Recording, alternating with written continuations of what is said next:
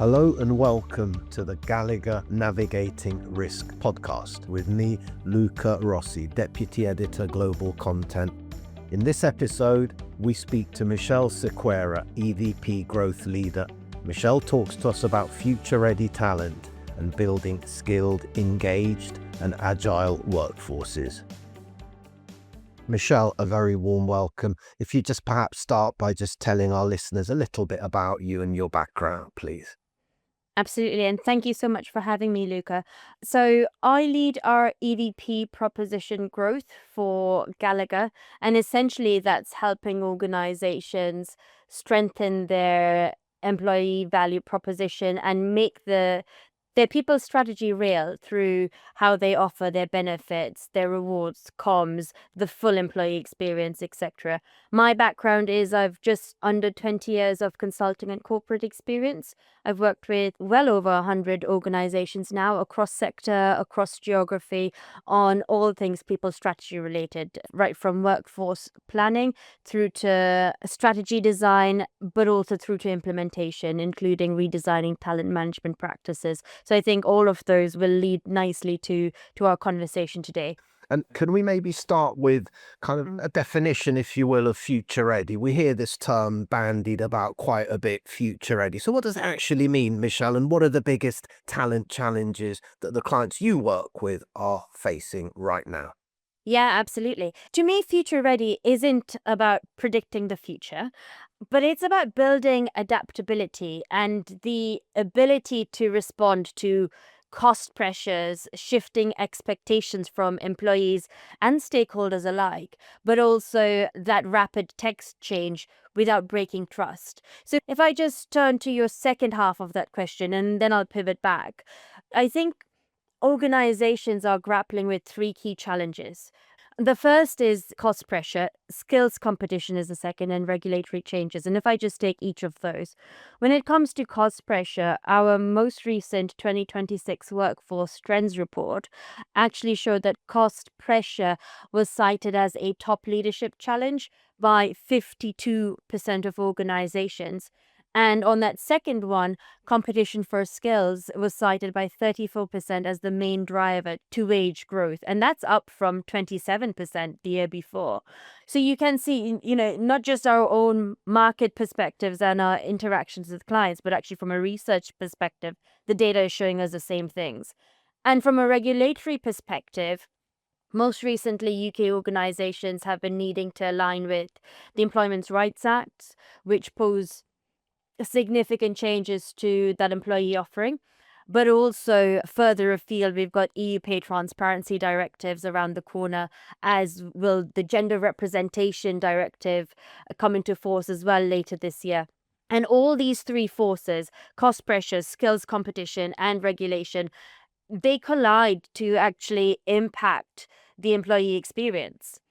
And I suppose what's interesting is our data shows that many organizations are starting to explicitly prioritize culture and EVP alignment over what might have been deemed traditional HR outcomes because they're seeing that as fundamental to retention and performance. So if I circle back then to what does future ready mean, I think future ready is being less brittle. It's organizations absorbing these shocks.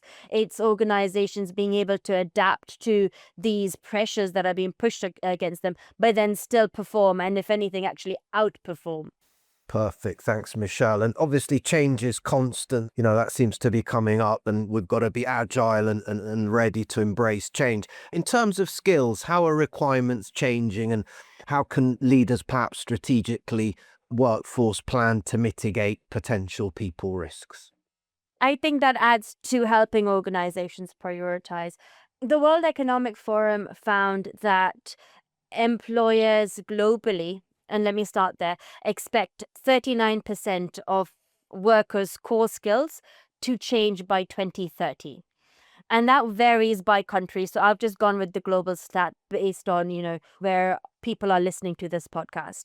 But if we drill a little bit deeper, according to that report, and indeed many others after, employer expectations, when you think about what skills are changing over the next 5 years, they've prioritized AI and big data as the top of the list. And that's no surprise, right? That's the fastest growing skill set. Now, that's followed closely by networking and cybersecurity and technological literacy.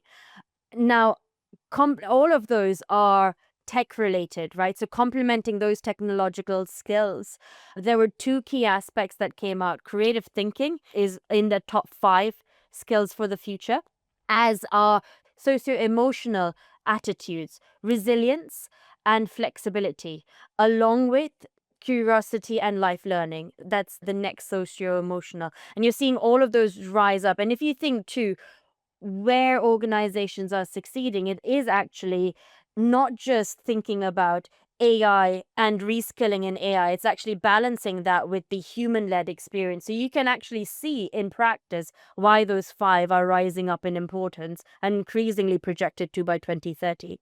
Now, if we think to what organizations should do about this, because as I said, it's all about how do we go into action and outcome off the back of this. I think strategic workforce planning needs to be a people risk discipline, thinking through, well, what are the critical roles needed for my organization, and where is the organization most exposed to those skills shortages? And then off the back of that, it's moving from, dare I say, generic learning and development to actually targeted interventions that are tied to the business strategy. So thinking through, where do I build, where do I buy, where do I borrow from, using recruiters or fractional talent or talent marketplaces, and where do I automate? So if I speak practically, right, if you are looking as an organization into how you should be planning for your workforce strategically, start with your business priorities, map those out into the roles and skills that you will need to succeed as a business, quantify the risk. So what happens if we can't fill those roles or we can't reskill fast enough?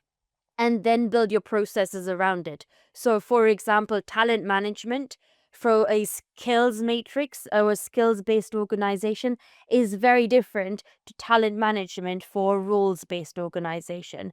And so I think, yes, where you think to skills changing, workforce planning then isn't necessarily an HR exercise. It becomes more of a risk register for talent and future planning. There's so many interesting topics there: build, buy, borrow, talent redeployment, internal mobility. There's so much we could have a separate episode just on that. No, thanks, Michelle. And moving on now to kind of engagement and employee experience. Again, 2 words that we hear a lot about. We also hear about the negative side, disengagement and perhaps poor employee experience. So what I'd really love to know from you is, what are the companies that are getting this right doing? What can we learn from them in your view? Yeah, I'd say there are 5 key things, right? The companies that are doing this really well are looking at employee value proposition or their people promises as a strategic blueprint, not as a comms campaign, right? So they are connecting benefits, reward, career development, culture, all aspects of the offer into a coherent and actually authentic lived experience. And they're honest about the trade-offs. But I think the next step to that is the organizations that tend to succeed are those that align their talent management programs with their EVP. So, for example, one of the organizations we worked with had wanted to foster a culture of collaboration, but that ambition was at odds with the goals and the rewards that they had. So they prioritized individual sales, which meant then that led to a certain behavior as opposed to the collaborative culture that they wanted. So they really needed to revisit what performance mattered most and what was going to be rewarded and what was important for the organization. And that's just one example of making sure that every aspect of your talent experience and employee experience is aligned. The next is They avoid the initiative overload, right? So focusing on a small number of priorities and executing them well reduces change fatigue. And that same workforce trends report of ours actually showed that change fatigue is explicitly identified as a key challenge for employers nowadays, right? So we really need to focus and have coherence in our offerings rather than standalone and silos. And then I'd say the final, but probably the most critical thing is organizations that get it right. Think about and ensure EVP is aligned with their moments that matter across the employee life cycle.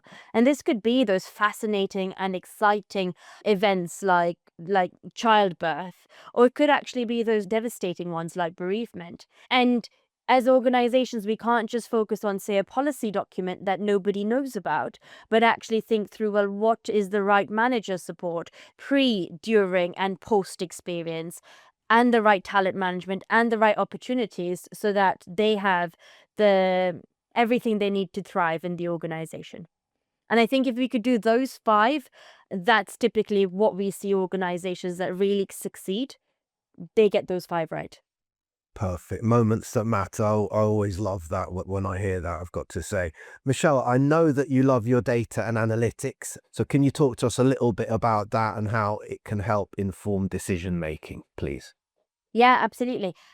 I used to do some training for organizations on analytics.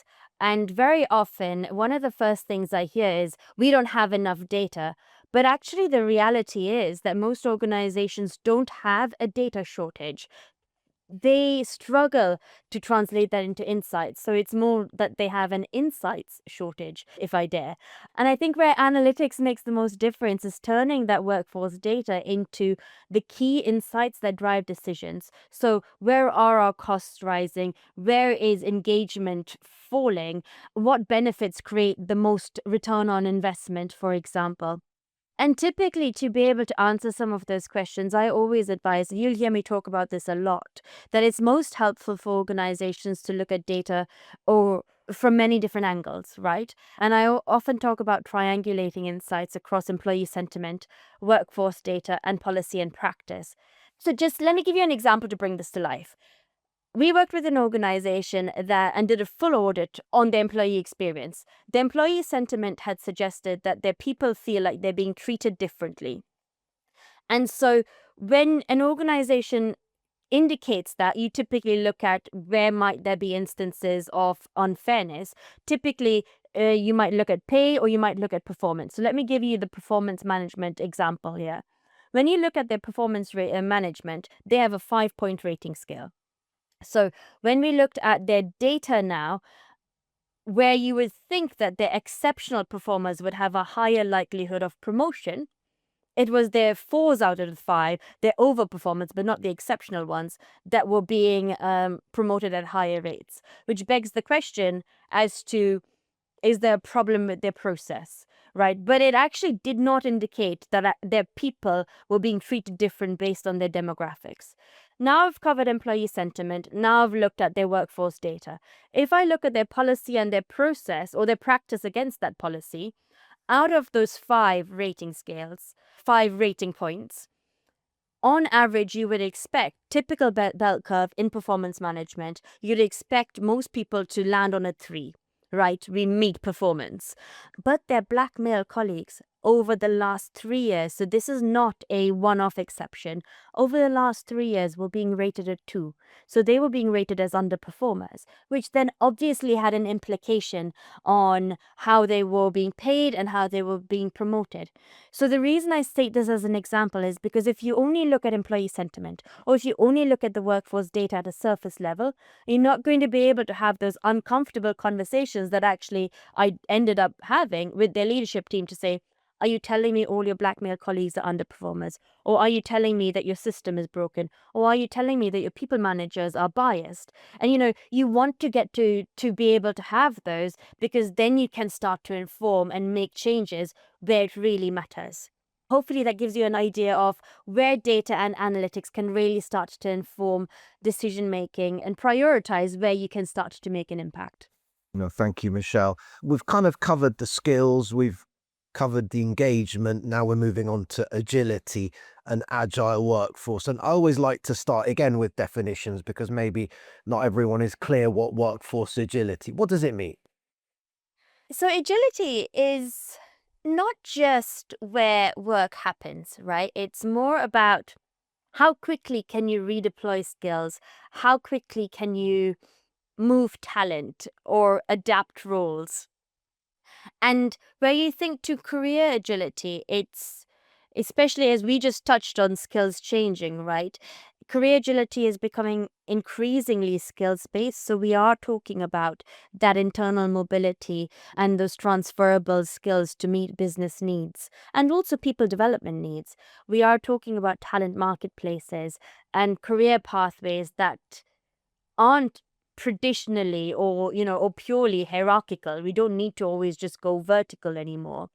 And let me just give you an example. A really large multinational financial services institution had incorporated a skills-based internal talent marketplace called Unlocked, and they allocated over 500,000 project hours logged to this. So essentially what I mean is if you've got projects in there, people with the right skills can go on and can apply to it. And so you're moving away from I've got this role and therefore I will only do this job. It's more I can use my skills in XYZ roles or projects. And so they tracked the project hours, but then they actually linked it to productivity metrics, and they were able to track 36 million by way of return on investment, and that's $36 million. So by looking at workforce agility and talent mobility, you can really start to unlock real value, not just for your people, but for your organization. And I think where organizations typically will confuse agility is often where they might say, oh, yes, we've got to return to the office 3 or 4, or for some organizations, 5 times a week, right? I think that does the agility and flexibility conversation a disservice. Mandates can work, but only when the why and the purpose is clear. So, for example, we have seen organizations that have mandated return to office where they've really focused on collaboration or learning or customer proximity. But also then the how is intentional. So we've also seen, on the other hand, where people are forced into the office, but then they're fighting for quiet rooms because they're in a quiet room taking calls all day. So you need to have the why and the how really intentionally thought through and executed. Otherwise, it frankly then just talks to a trust issue. And so if I can just touch on flexibility, I think flexibility in itself now is a hygiene factor. So if you think to our EVP framework, we put it right in the center alongside careers and reward and benefits. Flexibility is that fourth hygiene factor. But the way it plays out might vary hugely for organizations. So organizations should be thinking about how roles can flex beyond whether they're at the office or wherever else. They should be considering what aspects of the role can be flexed. For example, an aerospace engineer probably needs to be by the plane to fix the plane, but they can write the reports up at any other time or anywhere else, right? So all roles can flex. Let's think about where, what, how, whether it's with AI and technology, and who, whether we have job shares, etc. So hopefully, we've touched on agility, but we've also touched on how organizations tend to mix workforce agility and flexibility. And to me, it's agility is about talent mobility and talent strategy and less about location flexibility. Is there a place for trust in this conversation, Michelle? Do you think? Oh, absolutely. And I think this goes back to making sure, even where return to offices are mandated, where it is more intentional, it takes away it being a trust issue. We see so often where it does go wrong is where there needs to be a sense of presenteeism. And then there's an organization a disservice because you're questioning what performance matters. Is it how long does one stay in the office, or is it actually the job and the outcomes are meant to achieve? And one can do that wherever or however they need to, right? So it's very much there's a huge trust play here, and I think organizations that get it right really clarify and build into their value proposition why are they doing each of these things and how does it achieve personal and people's objectives, but also the business's objectives. Course. I mean, this is such a big topic. I mean, you've covered already so much ground, Michelle. I mean, it does lead me now to ask you around, obviously, top takeaways, advice, tips for those listening to this podcast. What's the message that you'd like them to take away from this? And perhaps what should they be focusing on, prioritizing to get into that, ideal state of having talent that's future ready to meet their requirements and their needs? I like to talk in threes. So let me just say there are three top takeaways, right? The first is, if you were a surgeon, you wouldn't cut in the dark, frankly, right? So use data to inform the right decisions and really help you prioritize those top three business critical things that you will take as an organization and execute really well. So the first is definitely be data informed and prioritize. The second is look at your people experience in its entirety. So often we see silos where organizations will focus on just rewards or just benefits. Mobility sits on its side somewhere else completely.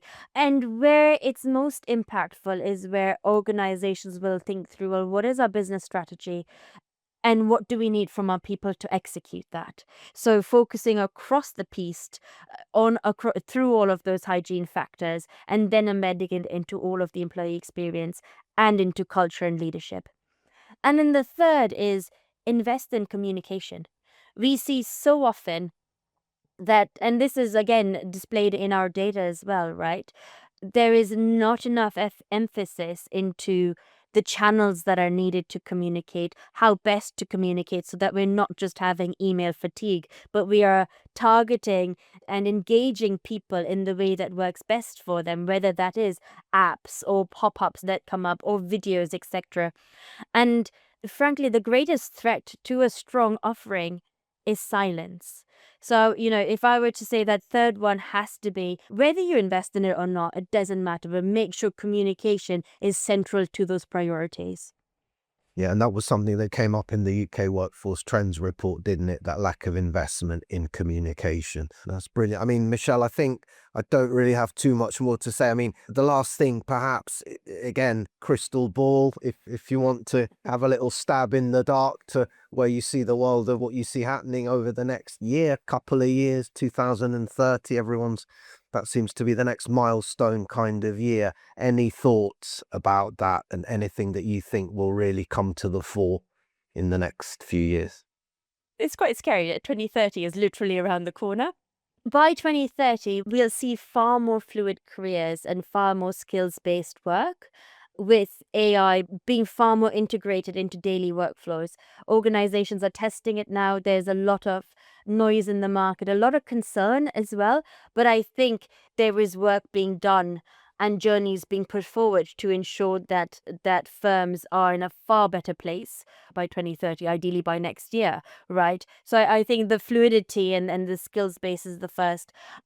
But I also think that the second would be the human aspect, the human fundamentals will matter more. We touched on trust and clarity and fairness. We've talked about well-being, and these aspects are important now, but I think they'll become increasingly important as work and the world becomes more complex, right? People are starting to interrogate things far more than because of fake news and because of AI generated hallucinations. And so the human skills alongside this tech enabled journey is going to play an increasingly important part.